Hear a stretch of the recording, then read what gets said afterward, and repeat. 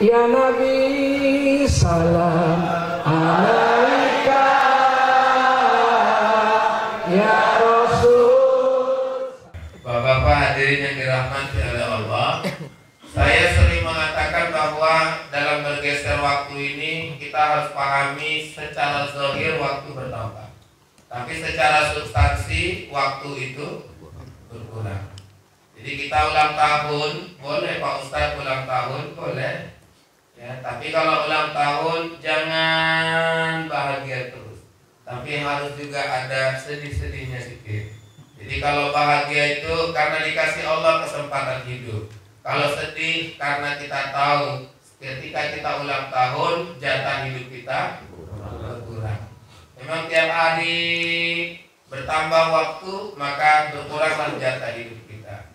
Nah, tapi kita jangan mikir, aku kira-kira hidup berapa lama ya? Gak usah dipikirin. Pening kepala awak mikirin itu. Ya, kok gitu Pak Ustadz? Ya iyalah, ngapain nak pikirin berapa lama lagi? Udah yang ada ini manfaatkan aja. Yang lagi sehat rajin ibadah. Yang lagi banyak duit rajin sedekah. Nah, kemudian yang punya kekuasaan gunakan kekuasaan untuk memberikan kemanfaatan. Udah gitu-gitu aja kita. Gak usah pikirin kira-kira aku berapa lama lagi. Karena yang sakit-sakitan belum tentu cepat meninggal. Malah ada yang sehat-sehat besoknya meninggal. Entah siapa aku pun nggak tahu itu. Ya, tapi apa maksudnya? Karena kita tidak pernah bisa mengetahui apa yang akan terjadi di hari esok. Yang tahu yang terjadi di hari esok itu hanya Allah Subhanahu wa Ta'ala.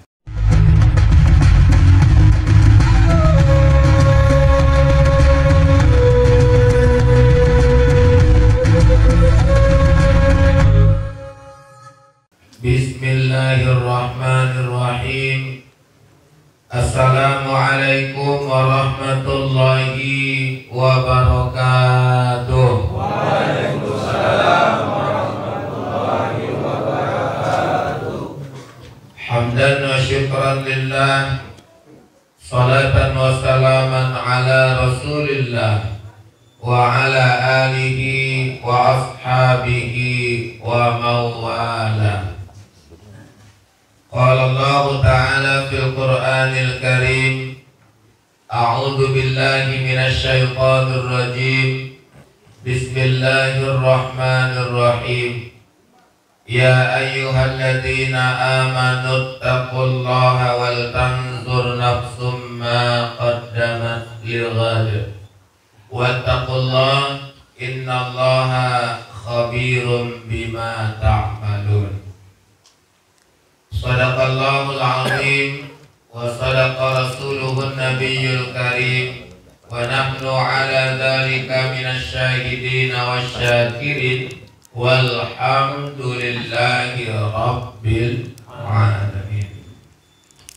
Bersyukur kita kepada Allah dengan mengucapkan alhamdulillah. Salawat dan salam tidak lupa kita sampaikan kepada Nabi yang kita cinta, baginda Rasul Muhammad sallallahu alaihi wasallam. Kita semua yakin bahwa ketika dalam hidup ini rajin bersolawat, insya Allah kita akan mendapatkan syafaat. Amin ya rabbal alamin. Yang kita hormati Sahibul Bait, dalam hal ini adalah Ketua BKM Musola ini beserta seluruh pengurus. Kemudian yang saya hormati dan yang kita muliakan Al-Ustaz Suhendro selaku Ketua FKSMM yang setiap minggu subuh konsisten keliling sana keliling sini.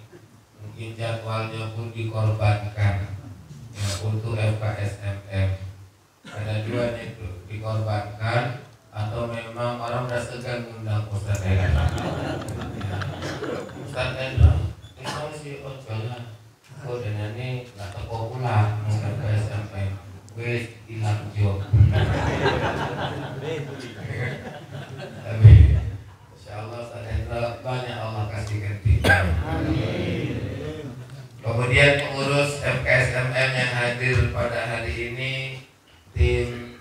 youtuber yang hari ini sepertinya spesial banget.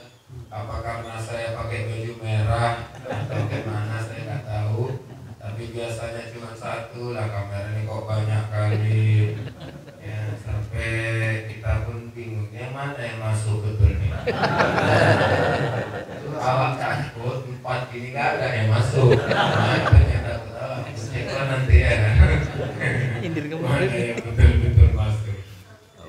Kemudian bapak-bapak seluruh jamaah pengajian FKS MM Sunggal yang insya Allah kita semuanya dirahmati dan diridhoi Allah Subhanahu wa taala. Alhamdulillah pagi ini kita sudah memasuki hari ke-20 di bulan Muharram tahun 1443 Hijriah.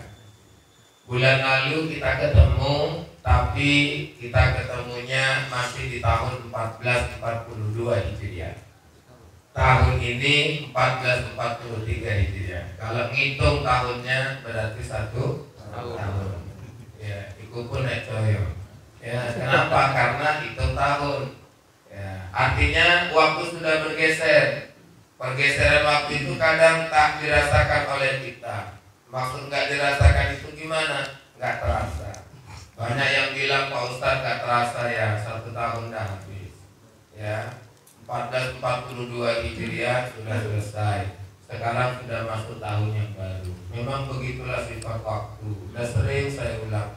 Waktu itu kalau dijalani nggak terasa, kalau dipikirin baru terasa. Makanya berbicara tentang waktu jangan pernah dipikirin.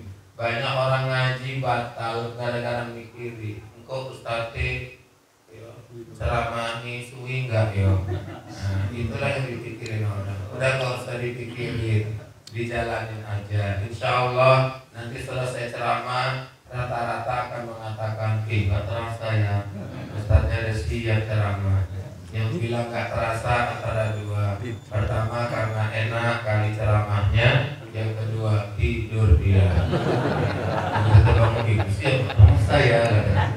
Jadi saya gampang. Siapa yang mau nggak terasa, pilihannya ada 2. Nikmati ceramah ustadznya atau tidur. Cuman tim youtuber nggak boleh tidur. Ya, nanti mati HP-nya, putus ini ya videonya. Ya. Bapak-bapak hadirin yang dirahmati oleh Allah, saya sering mengatakan bahwa dalam bergeser waktu ini kita harus pahami secara zahir waktu bertambah, tapi secara substansi waktu itu berkurang. Jadi kita ulang tahun, boleh Pak Ustadz ulang tahun, boleh. Ya, tapi kalau ulang tahun jangan bahagia terus. Tapi harus juga ada sedih-sedihnya sedikit. Jadi kalau bahagia itu karena dikasih Allah kesempatan hidup. Kalau sedih karena kita tahu ketika kita ulang tahun jatah hidup kita berkurang. Memang tiap hari bertambah waktu maka berkuranglah jatah hidup kita. Nah, tapi kita jangan mikir, aku kira-kira hidup berapa lama ya, nggak usah dipikirin. Pening kepala awak mikirin itu. Ya, kok gitu Pak Ustadz? Ya iyalah, ngapain nak pikirin berapa lama lagi? Udah yang ada ini manfaatkan aja. Yang lagi sehat rajin ibadah. Ya, yang lagi banyak duit rajin sedekah. Nah, kemudian yang punya kekuasaan, gunakan kekuasaan untuk memberikan kemanfaatan. Udah gitu-gitu aja kita. Gak usah pikirin kira-kira aku berapa lama lagi. Karena yang sakit-sakitan belum tentu cepat meninggal. Malah ada yang sehat-sehat besoknya meninggal. Entah siapa aku pun nggak tahu itu. Ya, tapi apa maksudnya? Karena kita tidak pernah bisa mengetahui apa yang akan terjadi di hari esok. Yang tahu yang terjadi di hari esok itu hanya Allah Subhanahu wa taala. Yang penting bapak-bapak, dikasih Allah kesempatan hidup, manfaatkan waktu yang ada. Jangan berpikir mungkin usiaku setahun lagi, nggak usah. Yang penting sekarang kita hidup, manfaatkan waktu kita untuk melakukan amal kebaikan dalam hidup ini. Memang banyak kali tantangan kita. Ya, misalnya kemarin mau tahun baru aja sibuk jamaah bertanya, Ustaz, betulnya ini libur tahun baru Islam digeser? Betul? Ya, saya bilang betul. Berdasarkan SKB 3 Menteri, ada 2 hari libur yang digeser. Pertama adalah Tahun Baru Islam, yang kedua Maulid Nabi. Ya, ini 2 yang digeser. Alasannya apa? Dalam SKB itu alasannya COVID-19. Subhanallah. Ya, analisisnya luar biasa orang itu. Ya, kenapa? Karena COVID-19 libur digeser. Nah, liburnya digeser kenapa? Karena hari Selasa. Dikhawatirkan Seninnya kejepit. Kalau yang kejepit-kejepit ini kan orang suka kali ngambil cuti gitu. Ya, yang masuk kantor nanti ngambil cuti. Terakhir liburan orang itu keluar sana sini. Takutnya angka COVID semakin meningkat. Makanya yang liburnya hari Selasa itu digeser ke hari Rabu. Ya.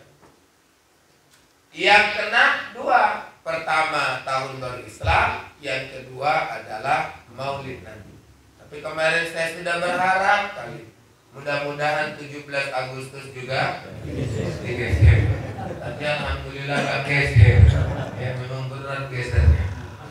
Pak Ustadz, ada loh yang cemburu. Siapa yang cemburu? Umat Islam cemburu Pak Ustadz, wajar lah ya kan.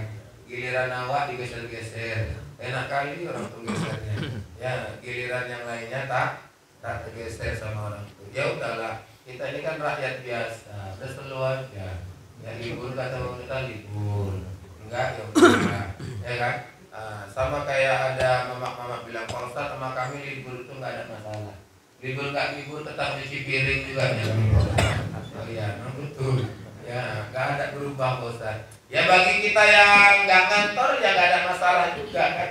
Kenapa nggak ada masalah? Ya memang kita nggak ngaruh libur atau tidak. Penting aku kerja ke sawah udah. Mau libur nggak libur aku tetapnya ke sawah, ke kebun. Ya artinya apa? Nggak ada ngaruh. Bagi kami juga yang ngantor juga nggak ada masalah. Kalau libur bergeser nggak ada masalah. Tapi kalau dihapuskan liburnya, itu baru jadi masalah. Berarti data liburannya hilang.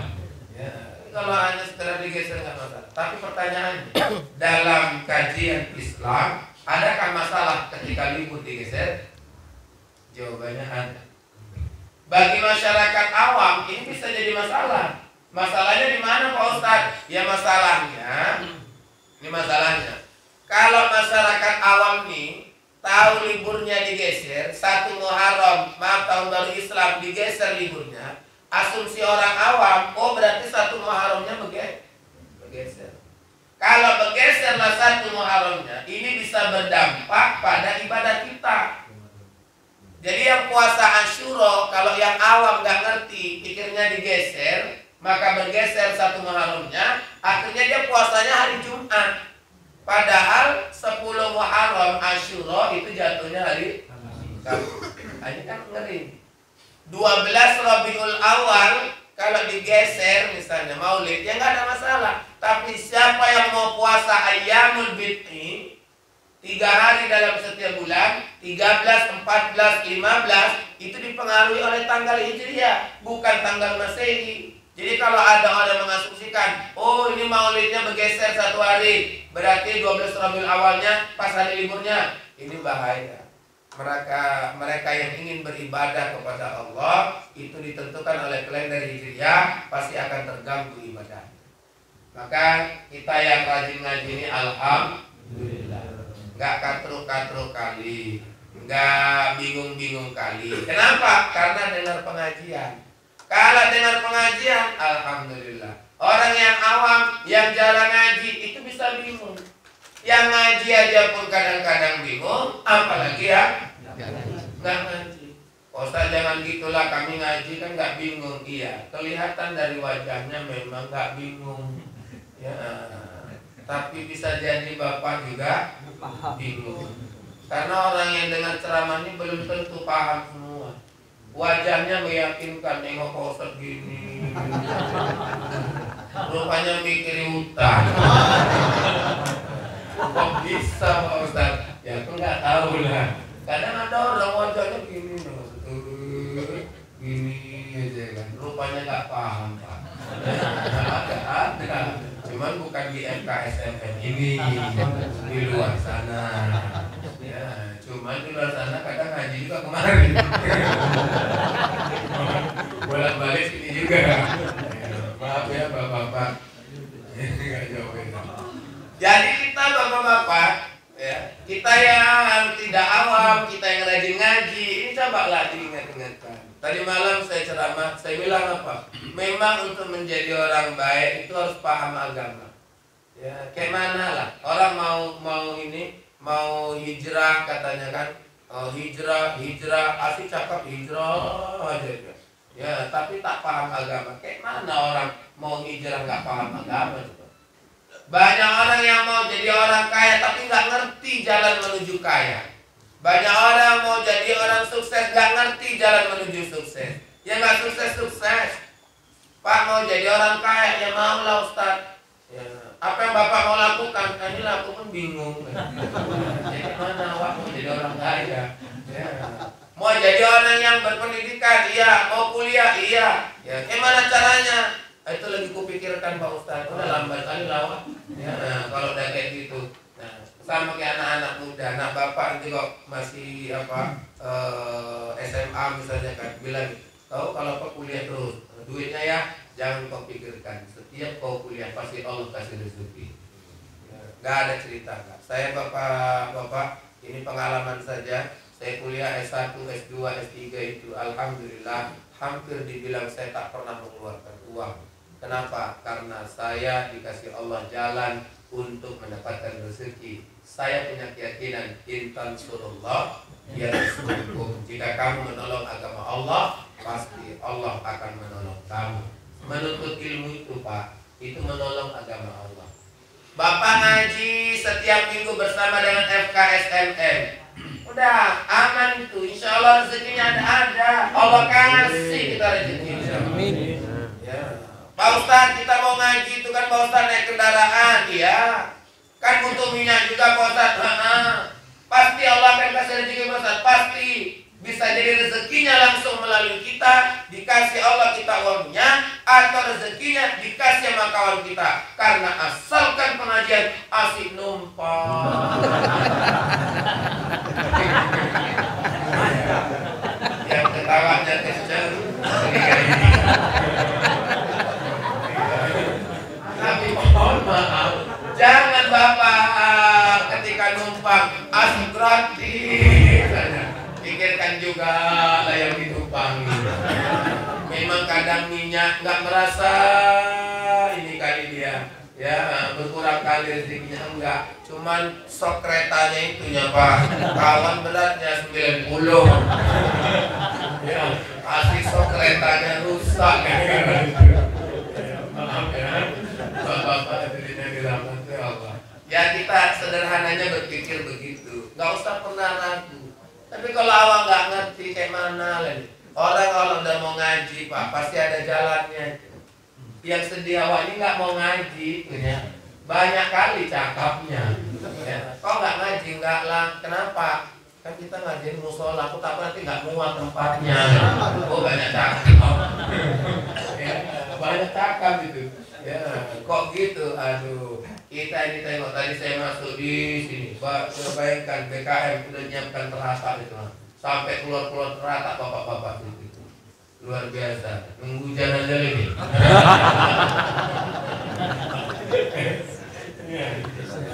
Baik, bapak-bapak hadirin yang dirahmati oleh Allah Subhanahu wa taala. Nah, jadi kita ya, ketika kita memaknai pergeseran waktu ini, banyak tantangan kita, ya. Itu baru satu yang digeser-geser hari libur ke satu. Yang kedua ada wacana, dan salah satu dari ormas Islam juga, ya, yang mewacanakan sholat Jumat pakai gelombang, sip-sipan. Nah, ini kadang-kadang mengiris-iris hati kita umat Islam. Saya mohon maaf ya bapak-bapak, tidak berniat untuk menceritakan perjalanan saya, tapi saya memahami dan mengetahui ada sholat Jumat bergelombang ketika saya berada di Amerika Serikat selama 1 bulan. Di Amerika itu ada masjid yang menerapkan sholat Jumat secara bergelombang. Bahkan 3 termin. Termin pertama jam 12:30, termin kedua 12:30, termin ketiga jam 2:30. Ya, gitu. Loh, bisa itu Pak Ustaz? Saya tanya, kenapa kok bisa 3 termin? Jawaban mereka, karena jumlah masjid tidak bisa menampung jumlah jemaah. Ya, maaf, masjidnya itu kurang nampung. Ya, jadi harus diatur. Pak Ustaz, apa nggak bisa sholatnya di lapangan aja pakai teratak? Di sana nggak bisa sembarangan. Ya, Pak Ustaz, apa nggak bisa sholat aja hotel aja dibuat? Nggak bisa. Kalau kita di Indonesia ini di mana aja mau kita buat bisa. Lihat Bapak di Kuala Namu bandara. Ya, pas keberangkatan itu kan nggak ada tuh masjid. Yang ada apa? Musola. Tapi pertanyaannya, adakah sholat Jumat di sana? Ada. Ya. Nanti sekali-kali mana tahu nggak ada kerjaan. Ya kan mana tahu. Ya, nggak yakin lah. Aku nih Muslim nggak yakin. Tinggi loh Pak Ustaz. Ya. Orang saya kan diundang ngisi khutbah di sana. Ya. Itu Pak nggak ada masjid di keberangkatannya ya. Kalau di kargonya ada. Ya, tapi di keberangkatan nggak ada. Setiap Jumat itu ada sholat Jumat. Kecuali ini nggak tahu nih waktu COVID ini ya. Saya rasa kalau di bandara nggak ada kalau COVID begini. Tapi kalau tidak COVID ini ada di sana di bandara itu. Kok bisa ya Pak Ustaz? Bisa. Saya waktu di Jakarta ikut pelatihan juga, bahkan maaf ya, kami ini di hotel itu buat sholat Jumat di hotel. Ya. Kok bisa Pak Ustaz? Ya bisa. Ya, makanya jangan berdebat kayak kemarin ada ini di Monas buat sholat Jumat di lapangan, itu biasa-biasa saja bagi kita. Kenapa? Karena dalam hadis Nabi semua bumi Allah ini adalah suci, kan begitu. Nah sudah, kita nggak ada perdebatan. Tapi kalau di Amerika nggak ada cerita Pak. Maaf, ini masjid kita beribadah parkir di luar mengganggu lalu lintas. Itu bukan yang punya mobil yang kena razia, tapi masjidnya yang bakal ditutup. Begitu juga dengan gereja, begitu juga dengan wihara, begitu juga dengan pura. Jadi artinya apa? Di sana mengganggu ketertiban umum itu akan ya dibereskan. Nah gitu aja. Sana nggak bisa bebas. Makanya 3 termin itu biasa lah ya. Di Indonesia mau 3 termin, mau 2 termin, mau 2 gelombang. Kenapa? Alasannya COVID-19. Kasih alasannya itu aja. Ya, awak pun bingung. Ada lagi yang bilang masjid ini nggak boleh lebih dari 20. Yang masuk masjid harus ada surat vaksinnya. Ya. Dan masuk masjid harus diswab. Coba tanya sama dia yang bayar swab siapa? Ya, kalau masjid yang suruh bayar, oh iya lah masjidnya. Ya. Kenapa? Karena nggak bisa. Ya, bapak-bapak, ini wacana yang membingungkan. Ulama gimana Pak Ustaz? Kami ulama secara sepakat menolak ini. Ustaz Suhendro aja nolak ya kan? Padahal Ustaz ini kalau terjadi ini menguntungkan kita sebenarnya. Ya.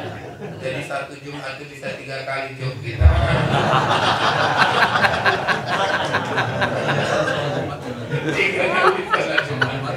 Kalau Bapak COVID nggak apa-apa.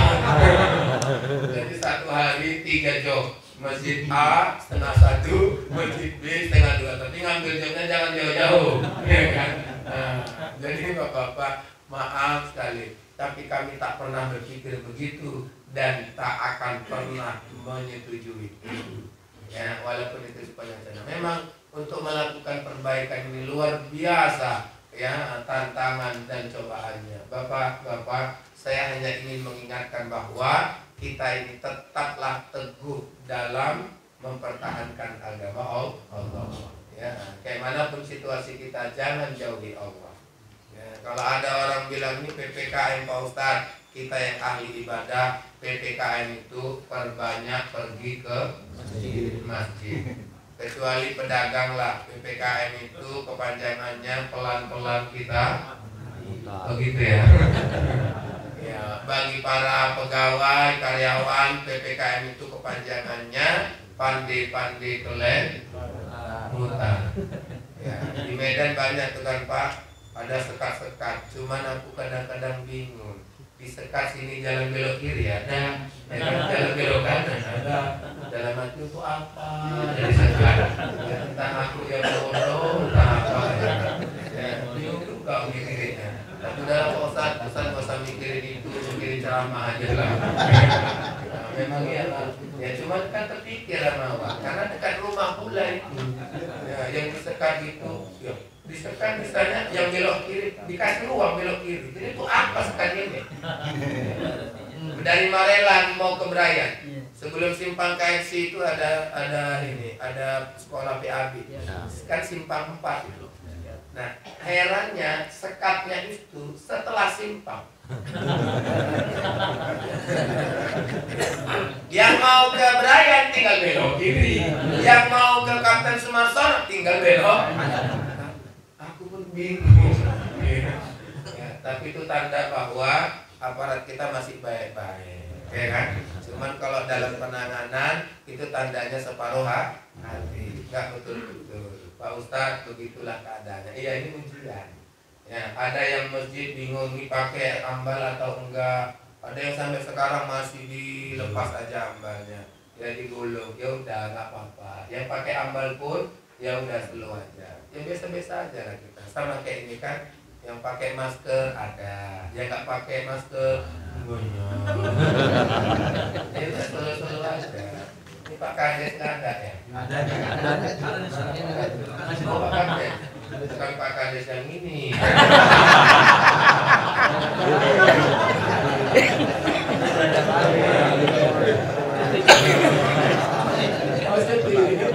Iya. Yang di Kalimas itu kan. Iya sih. Kosong memang baik kali lah. Mudah-mudahan 5 periode. Jadi memang kita ini kalau dibahas-bahas pening kepala kita, Pak. Ya, disinggung-singgung masker pun pening kepala kita, ya kan?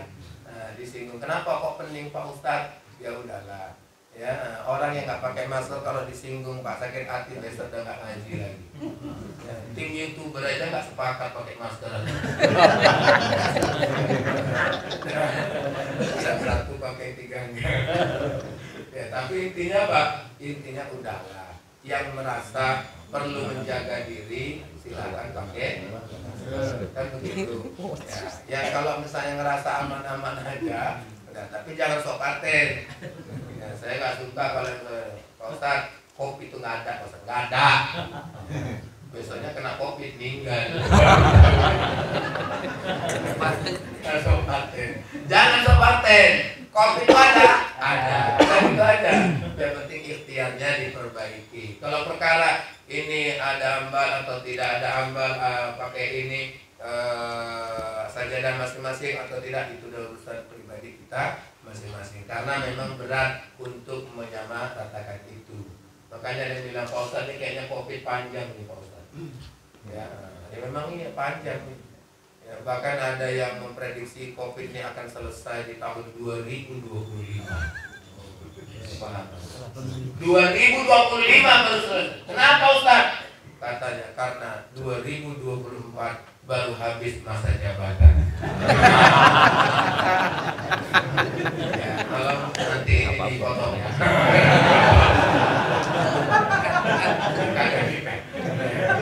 Bahaya, aku nggak bisa ceramah.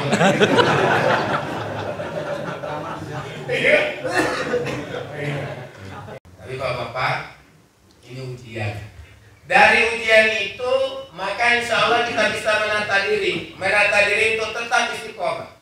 Dalam Al-Quran surah Fussilat, Allah Subhanahu Wa Taala berfirman, Innal ladzina qalu Rabbuna Allah tsumma istaqamu tatanazzalu alaihimul malaikatu alla takhafu wa la tahzanu wa abshiru bil jannati allati kuntum tu'adun. Sesungguhnya orang-orang yang telah mengatakan bahwa Tuhan kami adalah Allah, tsumma istaqamu, kemudian dia istiqamah, dalam keadaan apapun dia tetap istiqamah, maka apa kata Allah? Tatanazzalu alaihimul malaikah, akan turun malaikat kepadanya untuk mengatakan alla takhafu wa la tahzanu, jangan takut dan jangan sedih. Wa absyiru bil jannati allati kuntum tu'adun, dan berikanlah kabar gembira dengan surga yang telah aku janjikan.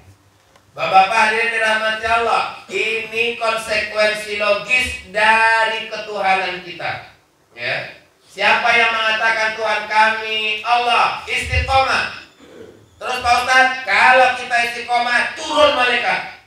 Ada yang nanya sama saya, Pak Ustadz, ini malaikat apa yang turun? Ya, ini bisa bahaya tuh Pak Ustadz. Pak sempat Israel turun, hancur itu Pak Ustadz. Ya. Malaikat yang turun itu bukan untuk mencabut nyawa, tapi malaikat turun itu hanya untuk menyampaikan jangan takut, jangan sedih. Kenapa orang yang istiqomah kok disampaikan pesan jangan takut, jangan sedih? Karena orang yang istiqomah ini berat. Orang istiqomah ini berat. Orang yang berbuat baik ini berat. Orang yang berada di jalan yang benar juga berat. Kenapa? Karena bisa jadi banyak ya tantangan yang akan dihadapinya. Salah satunya adalah cercaan, celaan, hinaan orang. Bapak rajin kali ke masjid bisa diisukan orang. Tengok tuh rajin ke masjid, itu mau jadi ketua BKM itu. Ya kan? Ya kan? Ngeri. Ya. Jadi kalau awak rajin Pak. Yang sekarang banyak diceritain orang itu yang orang yang baik atau orang yang jahat? Orang baik. Yang jahat tuh orang udah selalu aja sekarang. Dalam biar aja itu dia, penting awak enggak. Ya kan? Itulah yang kita alami. Begitu kita baik, banyak kali yang ini. Mama tiap hari pengajian, tetangganya bilang apa? Tuh tengok keluyuran. Melalak aja kerjaan. Padahal melalak itu untuk pengajian. Memang mama kita ini hebat. Di Indonesia mama itu hebat karena kesana kemari pengajian. Dan alhamdulillah ustadz juga di Indonesia ini, alhamdulillah karena mama dan juga banyak jadwal pengajiannya. Kalau bapak-bapak diharapkan pahit lah. Betul nggak Ustaz Hendro?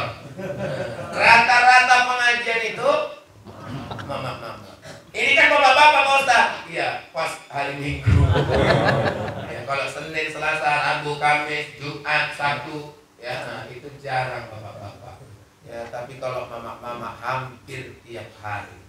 Makanya saya pernah ditawari kawan-kawan tinggal di Arab Saudi aja.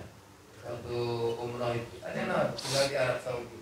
Saya nggak mau tinggal di Arab Saudi. Oh besar ini apanya? Saya nggak mau karena saya punya kebahagiaan berdakwah di Indonesia. Kalau di sana tinggal nggak bisa berdakwah. Kenapa? Mama nggak ada buat pengajian. Apakah Oyo mau di sana? Biasa ketemu mama. Nggak ketemu ini ngeri kali.